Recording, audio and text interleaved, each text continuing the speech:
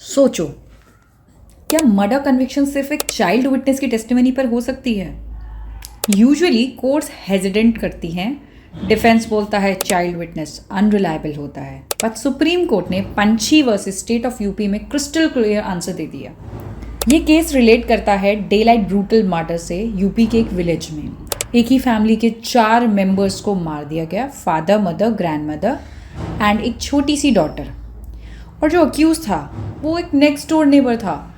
कुछ दिन पहले फैमिलीज के बीच में क्वेरल हुआ था, एक clear prior enmity. Deadly weapons के साथ अक्यूज ने घर में घुसकर सभी 4 लोगों की हत्या कर दी।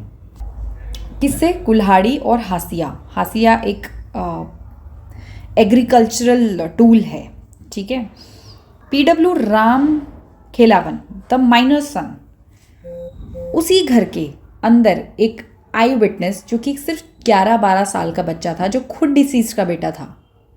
ट्रायल कोर्ट ने पहले चेक किया क्या बच्चा क्वेश्चन समझ रहा है, क्या रेशनल आंसर्स दे रहा है। कोर्ट सैटिस्फाइड हुई और उसकी टेस्टिमनी रिकॉर्ड की।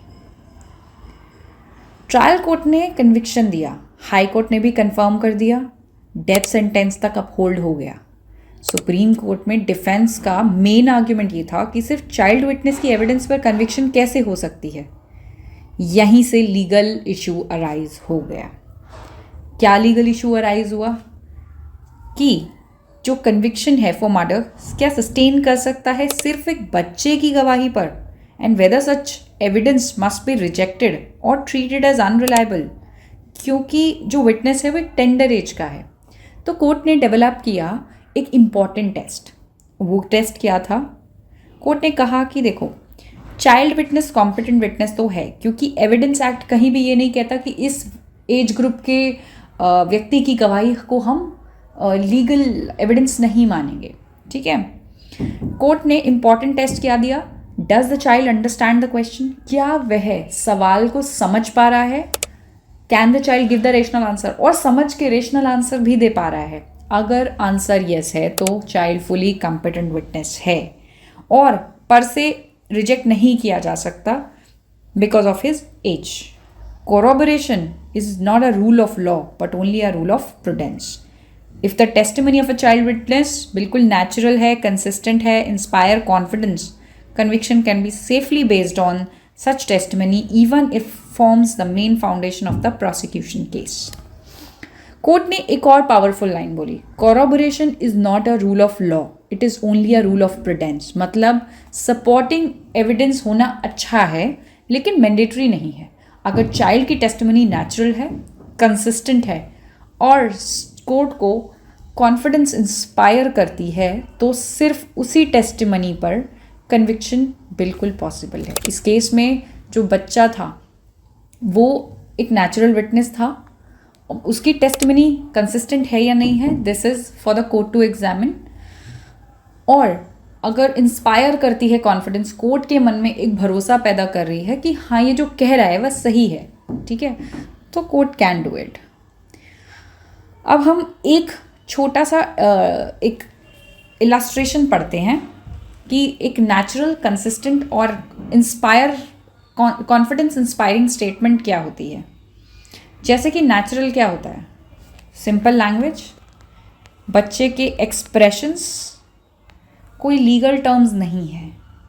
बच्चा अगर कोई लीगल टर्म्स बोल रहा है तो इसका मतलब उसे समझाया गया है। इमोशंस, बच्चे के इमोशंस, फियर, कन्फ्यूजन, ये सब कुछ नॉर्मल है, नेचुरल है। अगर बच्चा एक पैरेट लाइन स्टोरी बोल रहा है तो इट मीन्स वो ट्यूटर्ड विटनेस हो सकता है। Then the court has to put its card. Consistent testimony को क्या होती है? कंसिस्टेंट टेस्टिमनी पुलिस को दी गई जो पहली स्टेटमेंट है, मैजिस्ट्रेट के सामने दूसरी स्टेटमेंट है, कोर्ट में जो डिपोजिशन है वो तीसरी स्टेटमेंट है।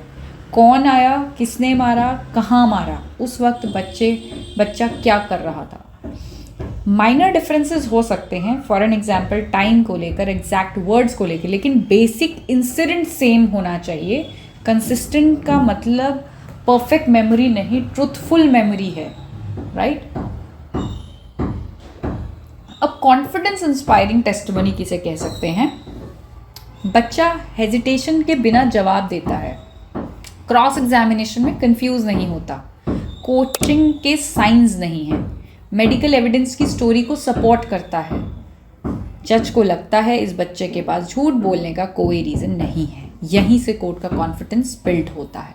ठीक है, तो it is also a job of magistrate to fish out for the reasons कि क्या कोई प्रीवियस एनमिटी है जिसकी वजह से, या फिर बच्चे की जो स्टेटमेंट है वो नेचुरल और कंसिस्टेंट नहीं है, then court can look for corroborations. Thank you so much. हम ऐसी केस लॉ सीरीज अब हम कंटिन्यू रखेंगे evidence act, BNS and BNSS पर। Thank you.